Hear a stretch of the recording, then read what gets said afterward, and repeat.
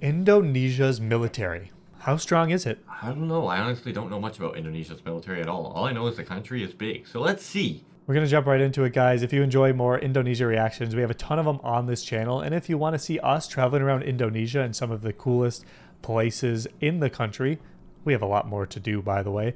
Go check it out. Link in the description for our channel, Tri-Fate Lifestyle, vlogging over there. We got plenty of other videos on this channel for you to watch, reaction style if you want just that stuff. So check that out too. All right, let's do this. Here we go.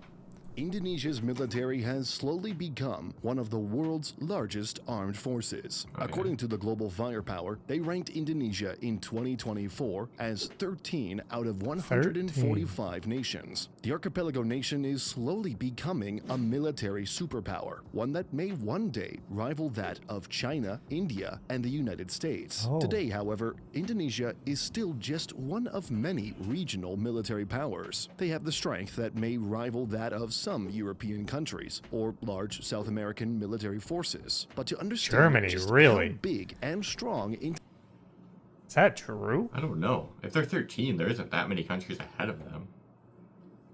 Interesting. Indonesia You would think Indonesia would have to be like primarily Ships, naval, yeah. Because it's all islands. You don't think tanks would do very well on like mountainous islands. and their position strategically in the world would be blocking a lot of different straits and canals. Not canals, straits and waterways. So I'm gonna be surprised if it's like Indonesia has 3 ships and 4 million tanks.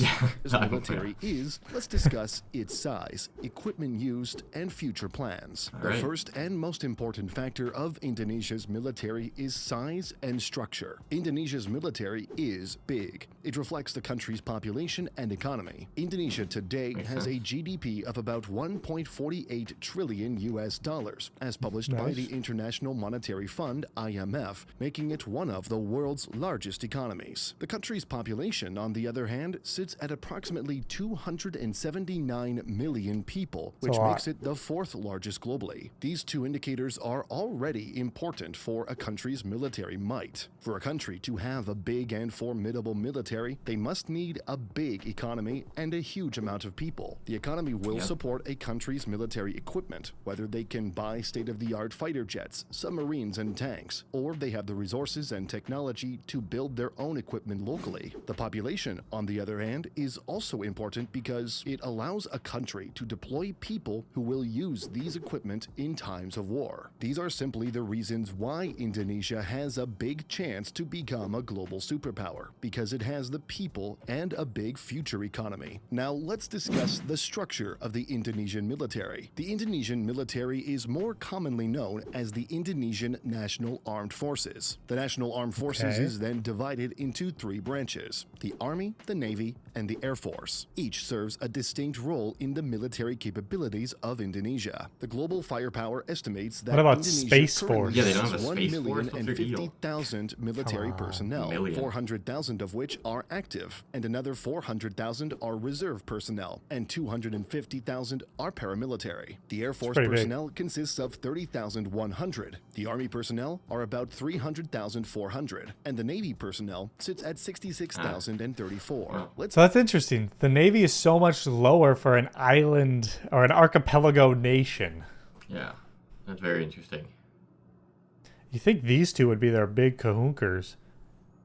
The Navy and the Air Force. That'd be their best way to defend all their islands. They don't have many land borders, just with some smaller countries. Let's now talk about each of these branches and their capabilities. Let's start with the Army, which is the most... But it seems like a lot of countries don't have very large air forces because planes are really expensive. Yeah, and they seem to constantly change. Like, there's new plane, this plane. Oh, it's way better than this old plane, so we don't need that plane anymore.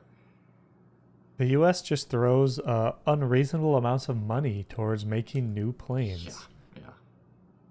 vital piece of Indonesia's defense capabilities. The Indonesian Army has several equipment ranging from basic uniforms to handheld weaponries and ground vehicles, such as tanks and artillery. A big piece of what makes Indonesia's army formidable are its tanks and artillery. Its tanks are many, and they come from all across the world. Some from Germany, Turkey, France, the Netherlands, and so on. The most famous as of yet is none other than Indonesia's Leopard 2 from Germany. In 2016, the Indonesian Army received the initial 8 units of a total of 61 Leopard 2A4 third-generation main battle tanks, or MBTs. These Leopard 2A4s are touted as some of Southeast Asia's most advanced and lethal battle tanks. These deliveries from Germany are part of a larger defense deal that includes 103 Leopard main battle tanks, 42 upgraded Marder 1A3 infantry fighting vehicles, as well as a selection of 10 specialized vehicles for armored recovery, mobile bridging, and military engineering, all sourced from surplus German army stocks. Besides the Leopard, the Indonesian Army also took in the Harimau medium tank, as a result of a collaboration between PT Pindad and Turkey's FNSS defense systems. It was reported that unlike the Leopard 2, the Harimau medium tank combat weight is approximately 35 tons, which enables the tank to access less developed roads and bridge networks. The contract between the Harimau medium tank started way back in 2015, when the governments of Indonesia and Turkey agreed to co-develop the modern medium weight tank, or MMWT, for the Indonesian Army, anticipating a development phase of about 37 months with a budget of $30 million.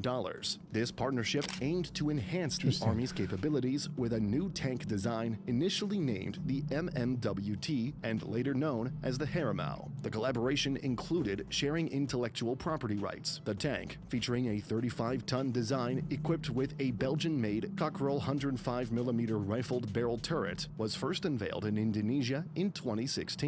The whole military industrial complex is so interesting to me. All these different countries have these military and weapons markets, and they just all make these weapons and then they just sell them to different countries. It's so weird. Based off that was the top of the thing is Belgian, and then the Indonesian and Turkish work together to build and advance the whole tank as a whole. That's so interesting.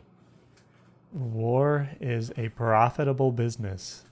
That's all you can say. People make a lot of money when there's wars. That's true.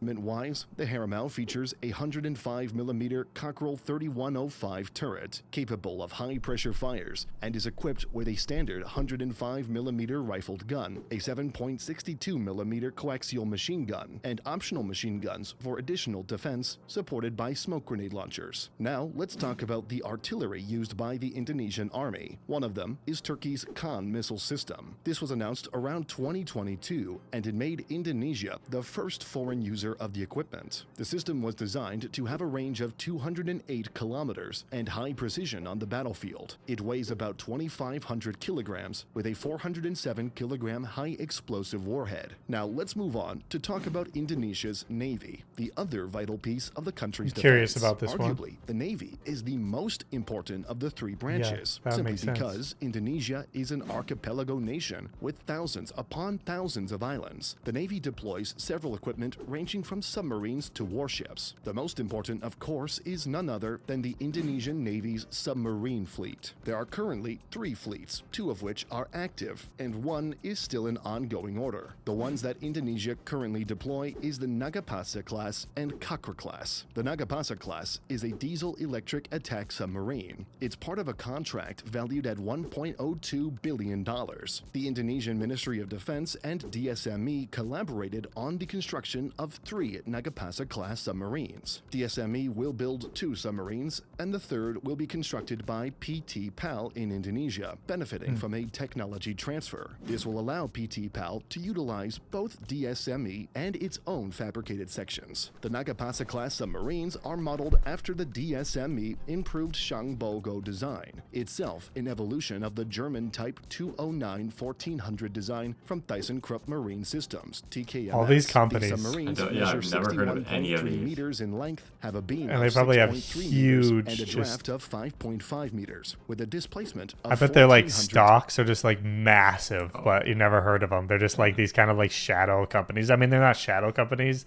They're out in the open, but people just don't know about them. Yeah, because it's just a different sector that most people don't get into. Like BlackRock is a huge one. That's just this huge like military arms dealing like company, defense company, and they're just massive, and you wouldn't hear anything about that.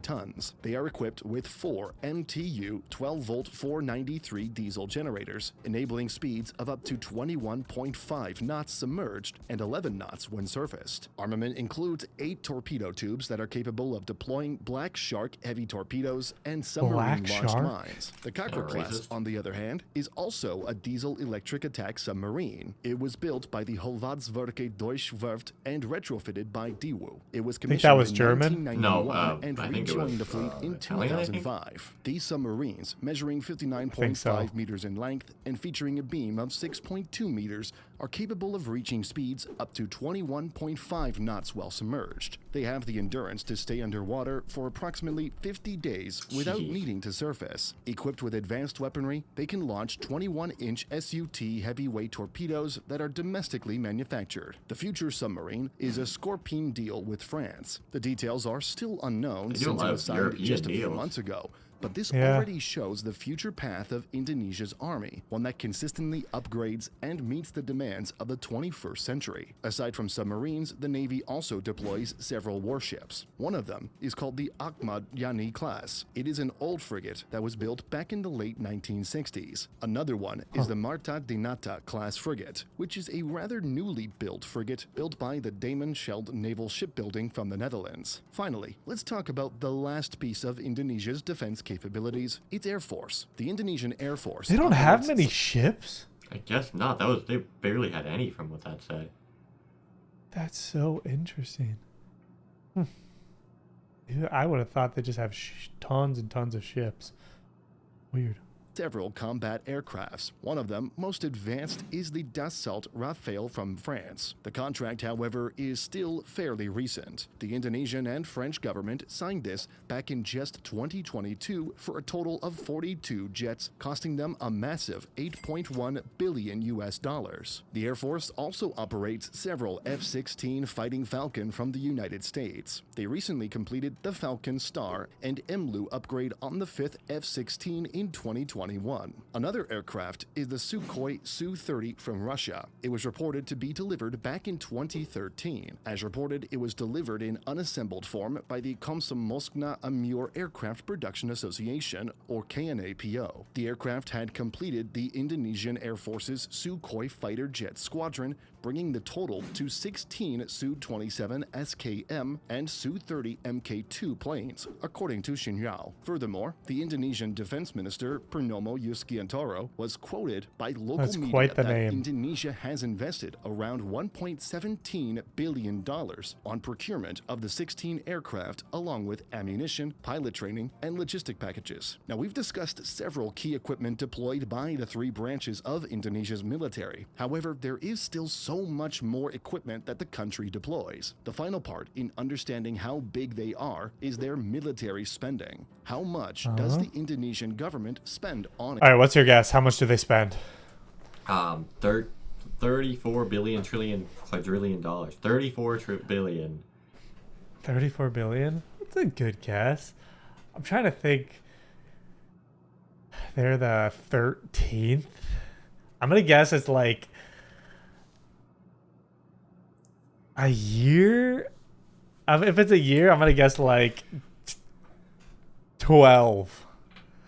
Its military. They spend about $9 billion per year. In 2022, it was reported that they set aside $9.3 billion. Then a year later, it was reduced to just about $8.8 billion. Interesting. However, they had also reported a $125 billion arms procurement budget plan in 2021.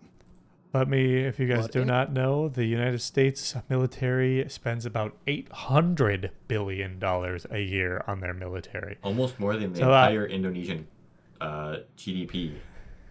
Yeah, so that's pretty insane. I believe it's still accurate to this time, but the United States spends more than the next 10 biggest militaries combined on their military. That is It's pretty insane. insane there. But it's interesting to see the Indonesia stuff. We have very little knowledge on military stuff. So when they're just rattling off all these serial numbers of their different planes and submarines and stuff, we don't know what it means.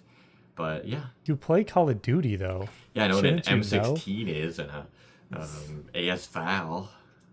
Oh, sick. Hopefully you guys enjoyed. Let us know if there's some other good Indonesia videos we should check out. And we'll see you in the next one. Goodbye.